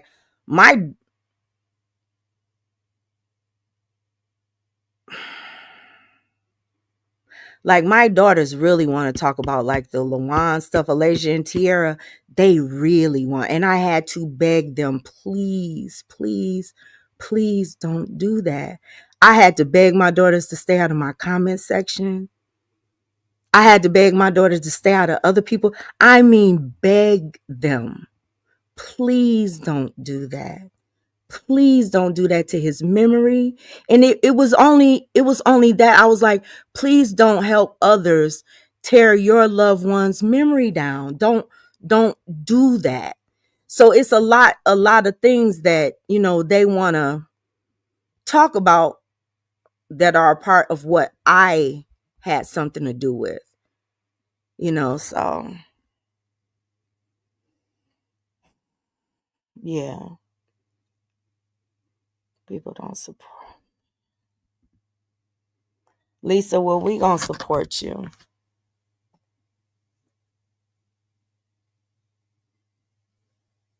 Lisa say she speak like she got 1,000 in the chat. You better. You better. You better think because like you have 1,000 in the chat, because if you have 1,000 or you have one, it's somebody that wants to listen to you. It's somebody that hears you. And even if there's no one in the chat, no one, you could just be talking to the Most High, letting everybody know how you feel. So I know the people that I support ain't watching because they ain't even telling me nothing. They ain't bringing nothing to me. I love that. Or if they are watching, they're not bringing anything to me. And I love that. So I can just speak freely without anything in the back of my head. Like, I know so-and-so said so-and-so. I don't have that problem. You know what I'm saying? Trying to like pussyfoot over my words because I don't have any, any knowledge of what's really being said or anything like that. So Lisa, please keep on speaking. Please keep on talking. And you speak from a good, and that's the thing that I love. I love the fact that not everybody agrees with, it's a lot of people. I know, shoot, June, everybody, but it's so many people that support me that, feel a different way about the way I see the Bible or the way I see like religion. I understand that, but still they don't tear me down about it. They don't tear me down about it. And that's what I love. I love that. Shoot. I love having support by people who may not share the same beliefs as you or the same, but think the same way, but still respect your right to feel that way or have that. Because you're not trying to hurt anybody with the way that you feel or the way that you see the world, I don't think God is sending everybody to hell that doesn't believe in Jesus or doesn't believe that Jesus was the Messiah or whatever. And I have my own thoughts about that, but just, yes, y'all go sub to Lisa and watch her stuff too. Listen, I'm getting ready to get up out of here. I ain't even dropped the link, but nobody said they wanted it. But I just wanted to say that. I was hoping that I would see Bam. She probably sleep.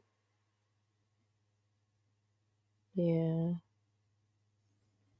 She's probably asleep. Y'all watch some of Lisa's content too, cause she did a live about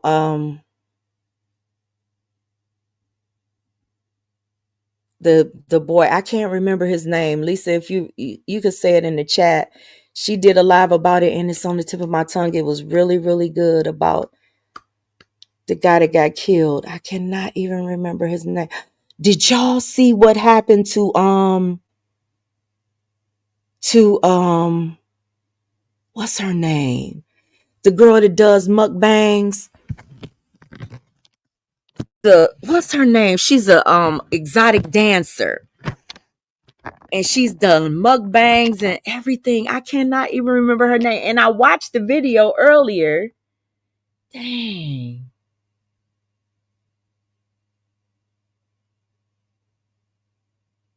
What the heck?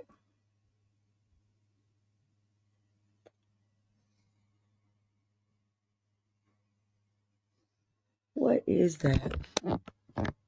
Yes, Samantha. Yes, Nina Unrated. Isn't it Nina Unrated? Did y'all see the video where the car came into the restaurant where the car ran into the restaurant and they say that some guy was trying to kill her boyfriend or something like that and drove a car into the restaurant while they were doing the damn mukbang. While they were recording the mukbang, the car drove into the damn building and she recorded all of it, y'all. It was like a fucking action movie. I was sitting there with my mouth hanging open like, what the hell? What the hell? Hey, a gift. You saw it? It was on the news too.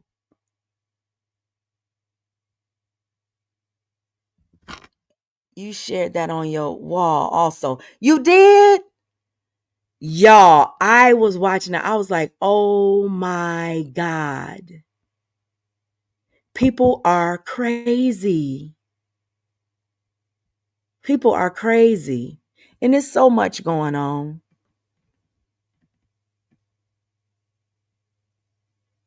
That was another content creator she was with. Yeah. Didn't he used to be her boyfriend or something? Or they used to be in a relationship or something?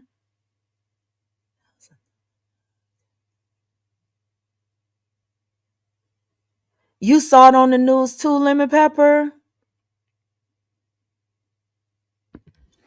Y'all, I said, shoot, I might want to react to that one because that one was deep. That was deep.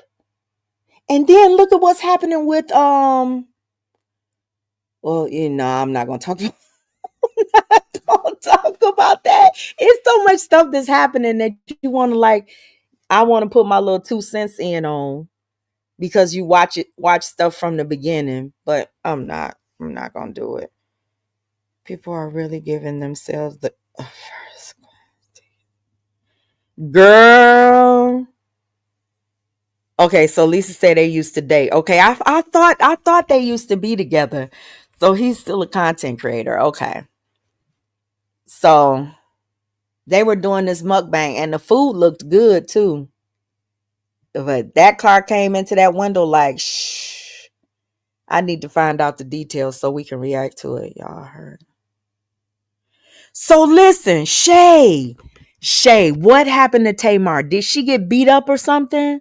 Somebody said she got drugged and beat up.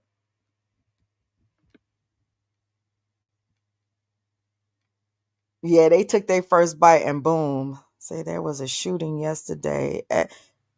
No. Did somebody get hurt, Miss Virginia? There was a shooting at the school where you're at the university that your baby goes to. No.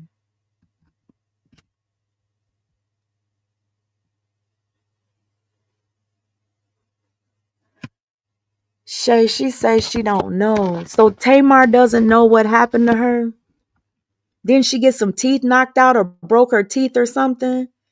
She woke up in a pool of blood.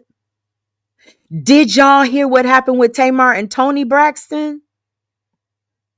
I just heard about that a little while ago. I guess Tony Braxton was recorded or something. I think I heard about that yesterday. Oh no. You say you posted it on your community wall. I'm gonna have to look at that. I'm glad your baby is okay too, Miss Virginia. She deals with mental health issues real bad. I don't follow Tamar.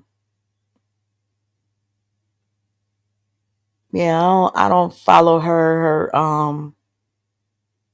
life and stuff like that. So I don't know that much about her. Yeah. Who? Yeah, I'm with you, Who Burn?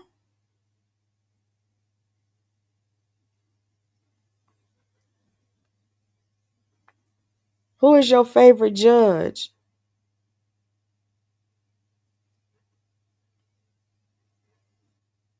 She fell while drunk. If she fell on her face and knocked her teeth out and she was drunk, that would explain facial injuries. That would explain black eye. That would explain swollen lip. That would explain busted nose. If you face plant onto a hard surface and you break your teeth, you can break your nose, you can black your eye, you can do all of that. All of that.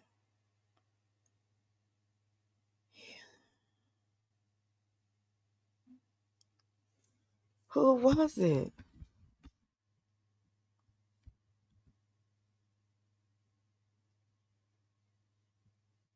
Frank Caprio. Do you remember when Nina Unrated used to be cool with Yes. Then they had a big fallout online. Uh-huh. Yeah. You think money was involved too? Yeah, I was about to say something about um Nicole, because yeah, her and Nina did have that big fallout. They say Nicole is back at home with her mama. Maybe she living in her mama's basement too. Mm-hmm. Tamar's now,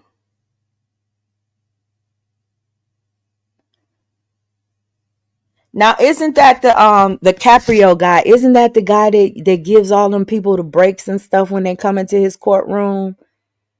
Cause I'm trying to remember him. He does like online stuff too and TV stuff too. I think I know who you're talking about. See, I don't watch a lot of different social media stuff and TV stuff. Okay, so that's him. So I used to watch the little shorts and stuff done about him, where the little boy came in and asked for his mama, not for his mama's tickets to be cut down because his mama wasn't working and stuff. And he said, "Well, tell me." He even allowed the kids to testify on behalf of their parents and stuff. I thought it was really heartwarming. Really was. Wow. I didn't know he passed. How did he pass? How did he pass? He was from Rhode Island.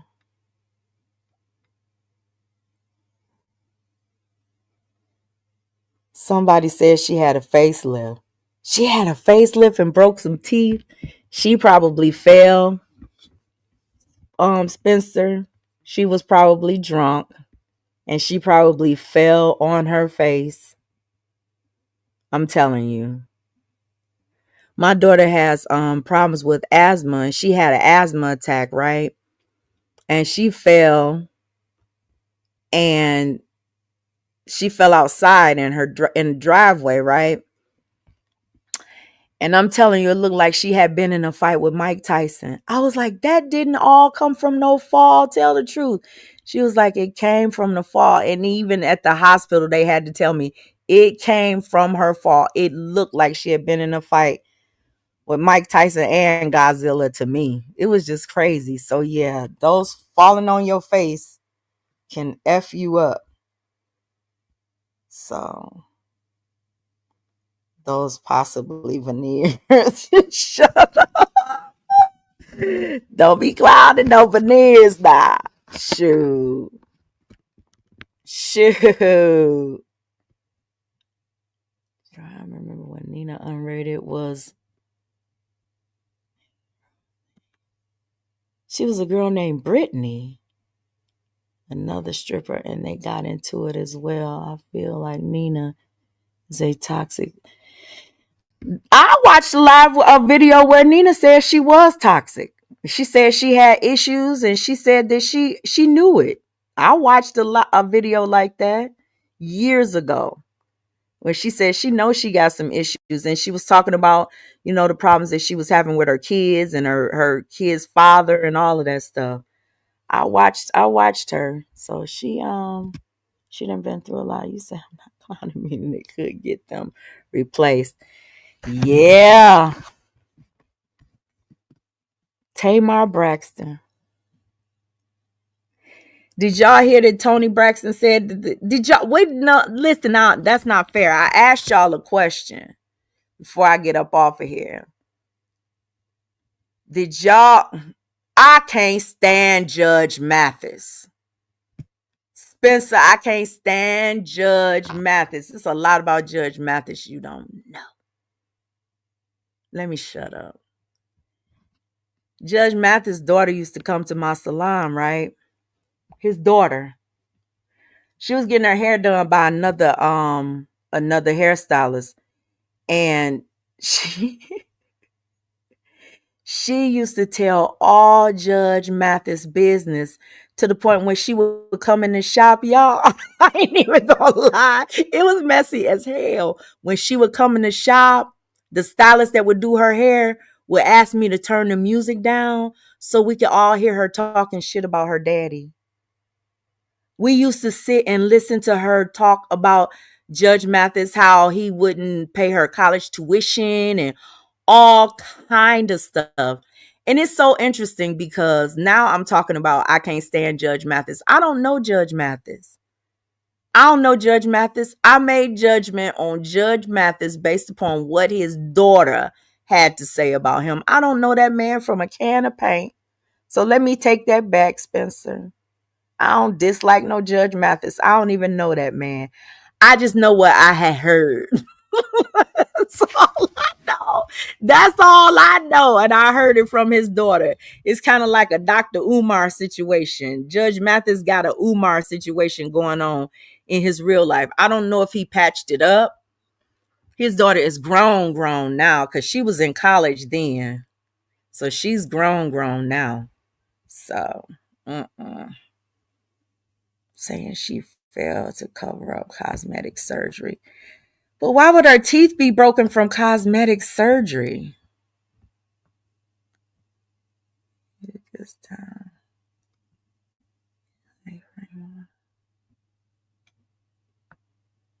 And salon is girl in the salon. It is. It's gospel tea. Everything spoken in the salon is the truth. To let the gossiper tell it.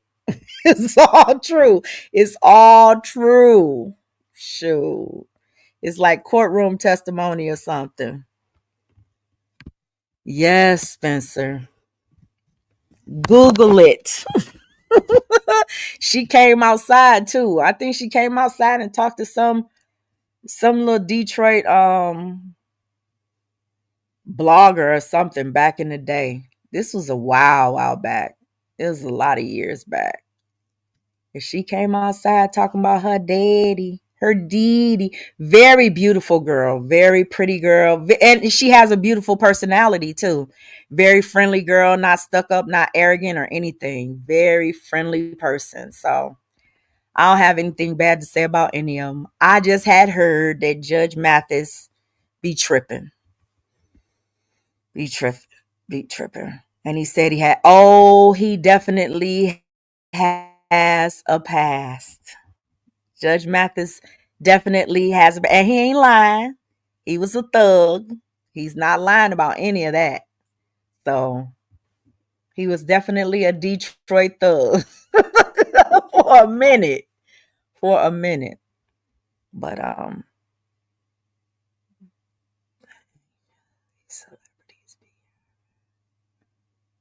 you say the accidents the celebrities be cover-ups for surgery. You say that too complicated.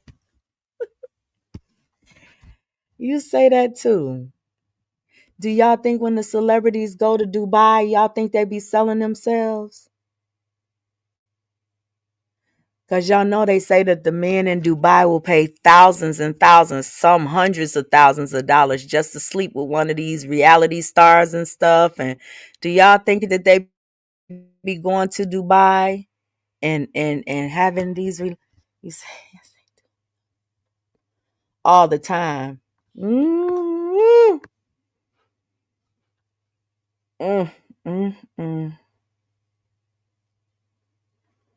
Who thinks that social media has been bad for society? Do y'all think that social media is bad for society or good for society? I'm gonna see what some of y'all say in the chat before I tell y'all what I think. What they do for a burger. Exactly. Amazing what they will do for a Birkin. Did y'all hear what they said that Portia Williams did? Do y'all hear that Portia Williams slept with somebody that she literally turned a trick for thousands and thousands of dollars? You say social media is bad. You say it's been bad for society. Nobody has social skills, huh?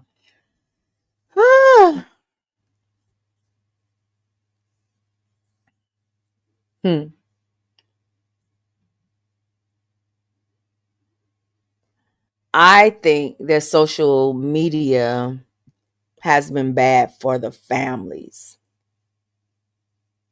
I look at all of the content that's done to try to come between family, strangers. You know what I'm saying? Like literally driving wedges between marriages. And you come out here and you say you got a good husband. And so all of the single women is after your husband. And they blatant about it. They don't care. They just out here just throwing themselves at people. And men too. Like they, I don't know. But when it comes to social media, I think social media is good for spreading messages of change, um, movements.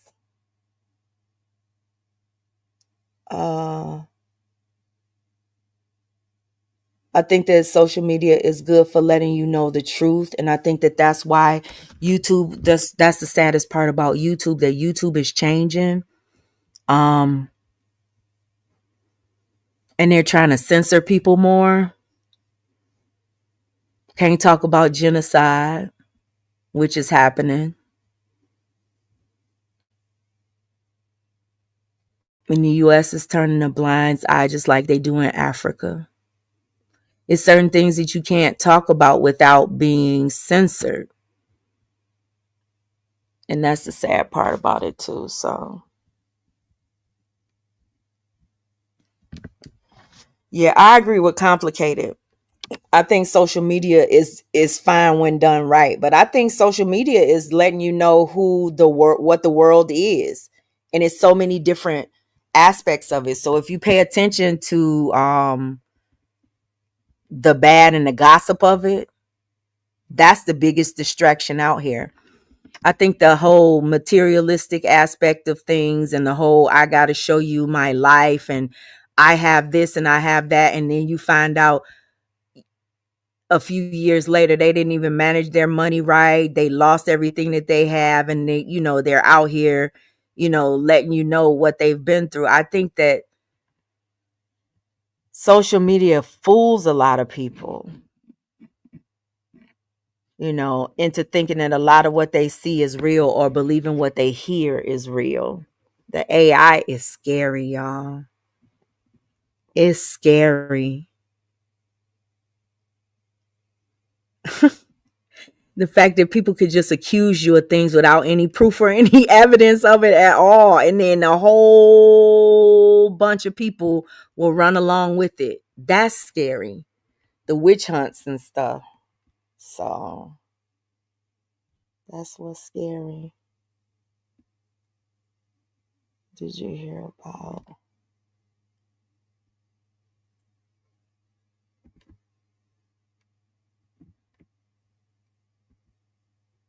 that GPT? Did I hear about Chat G? Yes, I did hear about Chat GPT. Did y'all hear about the the robots having babies, being able to carry babies? That they're designing robots to be able to carry human life robotically. You say, the thing about but the thing about AI is you don't know when it gets to a certain point, like the little babies talking and stuff. To me, that's funny. That's not real, but it's certain things that you are not going to be able to tell whether or not it's real, especially if it's coming from different areas of the world. You're not going to be able to know if war is real or not if you're not in that actual country.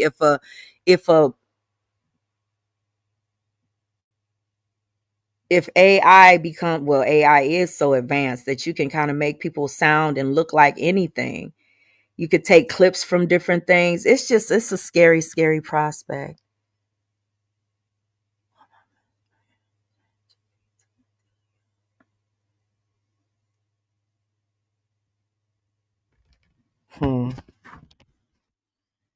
Chat GPT. Google it, y'all. Research it. Y'all remember when all YouTubers had to worry about was Lipstick Alley?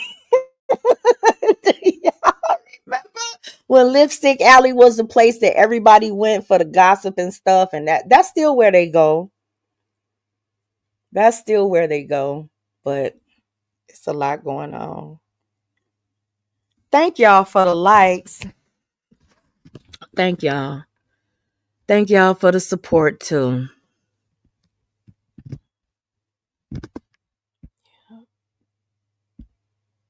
It's going to speak on the robot. Oh, you said you gonna speak on it? Yes, Lisa, please speak on that because them robot things, that stuff is creepy. It's a lot of stuff going on. Nothing has to be real these days. People could say whatever they want to say and make an AI voice to support it or back it up. And the world is going to go along with it and attack you for it. The lies. And media takeout. Yep, Vern. Lipstick Alley and media takeout. That used to be a thing. I remember when back in the day, should I need to say, Lord.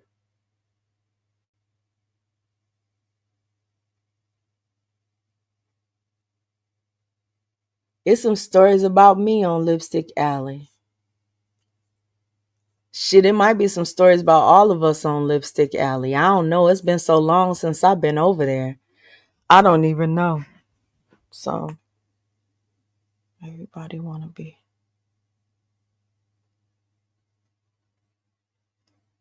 I know.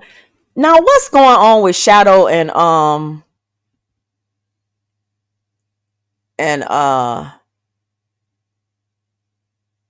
I guess something went on with Shadow and the JJ situation. I don't know. I just have to look at it and see. Or not. You still be on Lipstick Alley? Wait a minute. You say you still on Lipstick Alley, meaning that you watch it, or is still something about you on? Is it something about you on Lipstick Alley, or you still go and check it out every now and then? What threads do you read on Lipstick Alley, Spencer? Let me know so I can go check them out. Let me know. I can't believe we just talking small talk and it's still. Oh, Gmail is driving me crazy.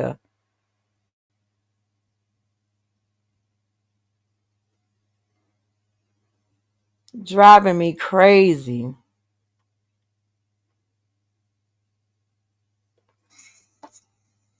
Now, did y'all know about the YouTube changes? Have y'all heard about all of the ways that YouTube is changing? We're gonna talk about that.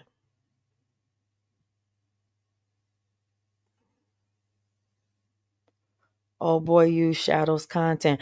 Oh, okay. So that's what they talking about. The whole shadows content being used against JJ. Okay. Okay. Well,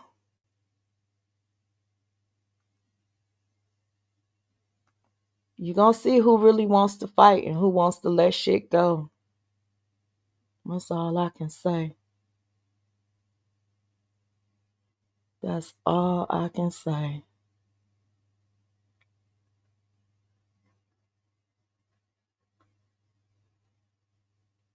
That's all I can say. Listen, y'all, I'm about to get up out of here. I done got a whole lot of emails. Google is tripping. YouTube is tripping. Google is tripping. I can't with these people.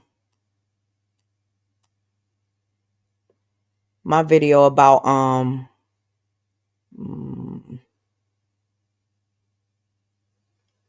will stop working in 29 days. I don't even know. So when I pay my Google when I pay for I'm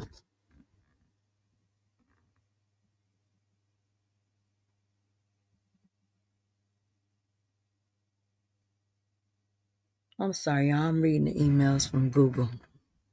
I'm about to get up off of here and answer some stuff. So I gotta private some content, and like I said, I'm taking my channel in a different direction. I'm sorry, y'all. I'm like got a little bit distracted reading my little stuff from Google that keeps on coming to me while I'm live. But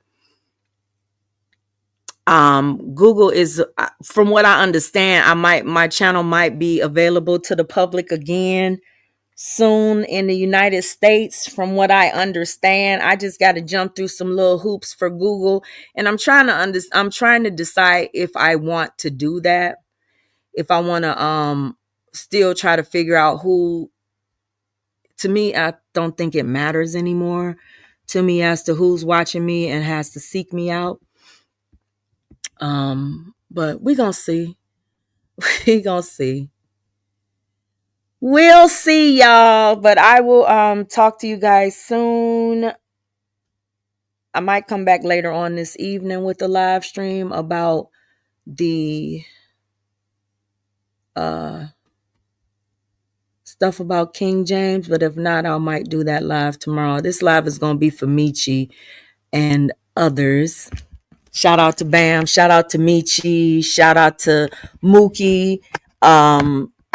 For hitting the link the other day. My apologies that live is blocked, but I'm gonna work on it today and try to edit it and get it back up so y'all can see it, because I thought it was a good live.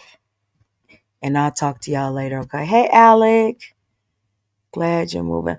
Alec. Alec. Will you move on too? Alec. Will you move on too and ignore what the clown says about you? Can you do that?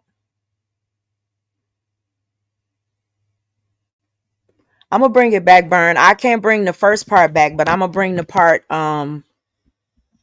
where we start talking. I'll bring that back after I cut off the History Channel stuff. But I want to know what Alec says. Alec says he'll try. So Alec, let me ask you a question. I know it's hard to ignore it, but you have to understand that some people are never going to stop it. You know what I'm saying? And you got to choose yourself, your happiness. You good at so much stuff, Alec. The editing, you're good at a lot of stuff. Stop paying attention to that mess, Alec. Stop paying attention to it. It's gonna keep you in a dark place. Before I get into it, I'm about to get up off of here. Listen, y'all have a blessed and beautiful rest of y'all day. I'm gonna be praying for you, Alec. I'm gonna be praying that you move on, because that creature right there that you dealing with, sir, that's the epitome of evil, okay? And that's a road that you don't want to keep walking down. You understand me? That person is truly... Let me shut up. Bye, y'all. Bye.